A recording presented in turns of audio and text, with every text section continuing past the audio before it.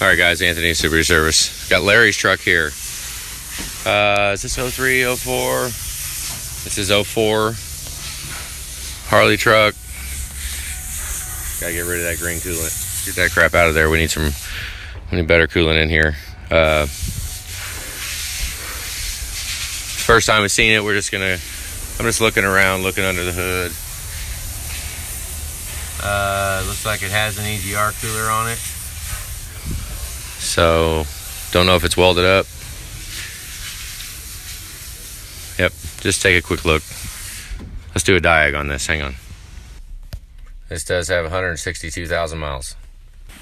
Okay, let's look at some codes here. Four-wheel drive. I don't think I've ever seen a truck don't have those codes. Internal fault.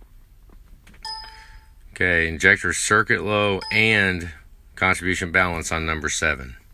So, yeah, and underboost, which might need turbo clean, might have a Y pipe, who knows. It might be leaking exhaust, or cylinder 3 glow plug. So, cylinder number 7 injector, which hopefully it's not the Fickum, but cylinder 3 glow plug and turbo clean. So let's get some more stuff set up.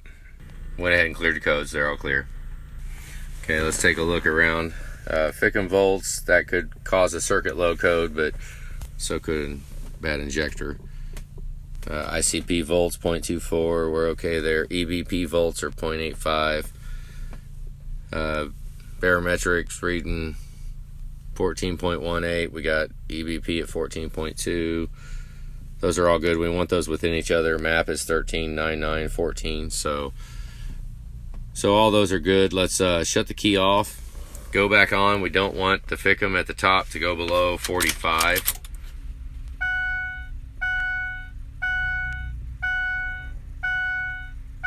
Seems to be all right. And the bottom number at IPR, we do not want to see 84. Here we go. Nope, fired right up. Let's go here and check this real quick. We did do cold start on it, so let's just see what we see on injectors. Any day now. We'll just wait.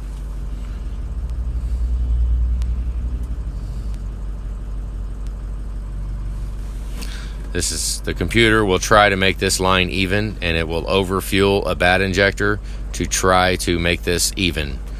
So I hit this button and it shuts it off. So now it's throwing the stock amount of fuel to each injector. So 2 and 4. 4 is horrible. 2 was showing a little bit there too.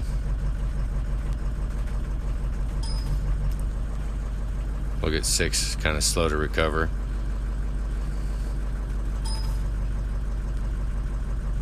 Okay, we need to let it warm up. I guess there's a miss on it whenever it gets warm too. Look at number 6 dropping. Looks like 2, 4, and 6. I mean, if we go in, decide whether or not we want to do all 4 of them.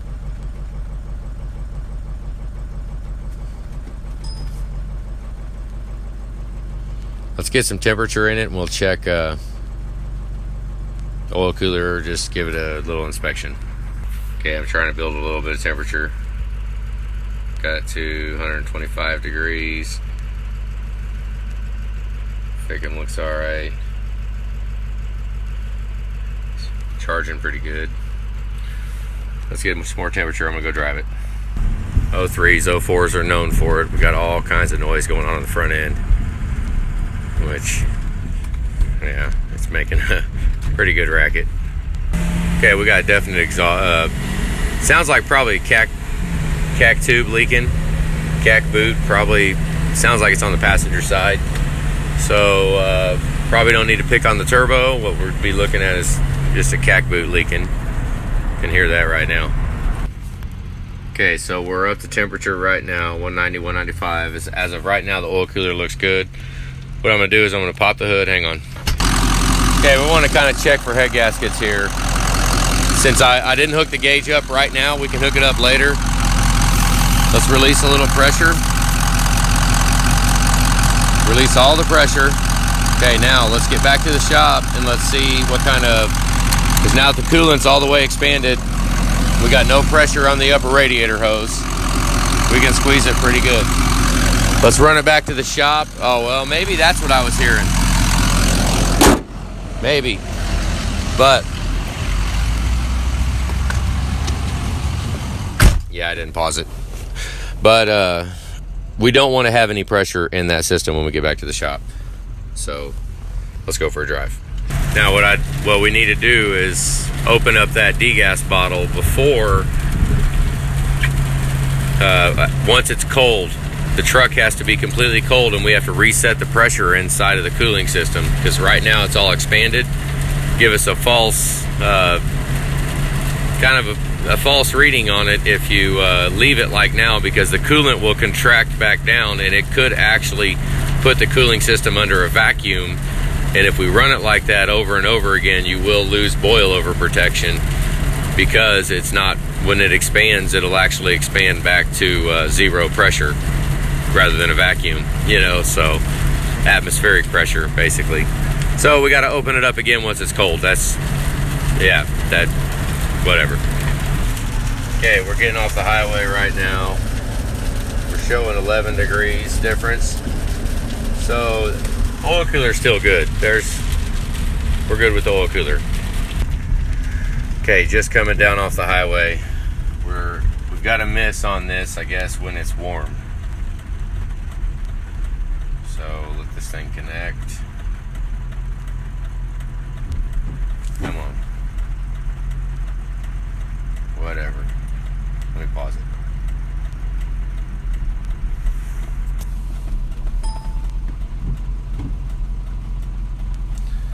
Just coming down off the highway.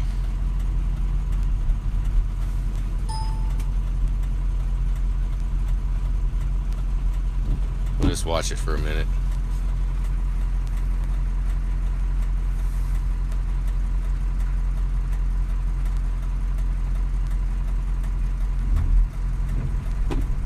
I'm not feeling a miss. Hang on, I gotta drive. Hang on.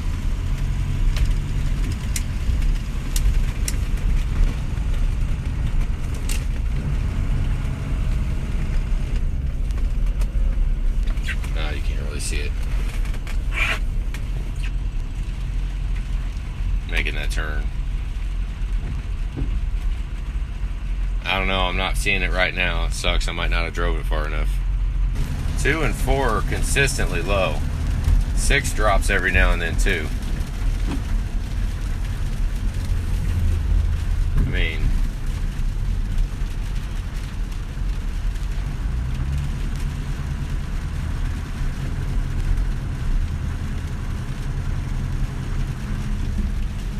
I'm seeing 2, 4, and 6. Problematic.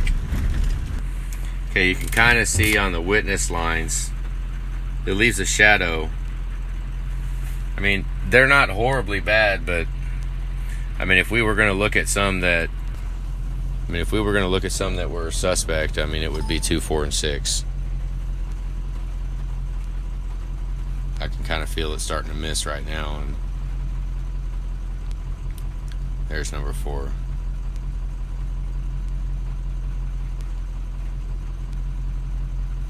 Yeah, all right, so there you go.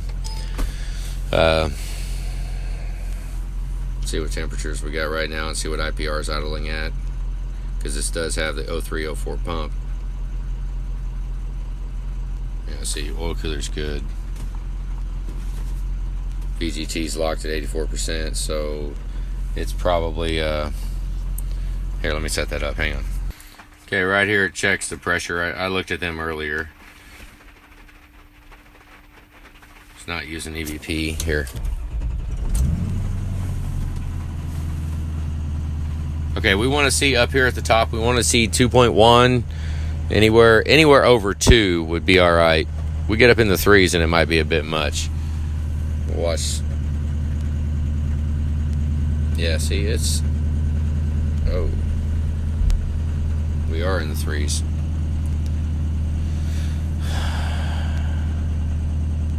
At 3.08. All right, so, and look, it never dropped back down, so the turbo's sticking. The underboost was probably because it stuck closed, and right there at the end it actually stuck open, or stuck locked, or whatever, backwards. I said that backwards, but whatever. So add a turbo clean to it. Would like to yeah, go ahead and yank that off. Now let's get underneath hood. Yeah, we got pretty much, I mean, next to no pressure, so if this does have head gasket issues, it's not really catastrophic.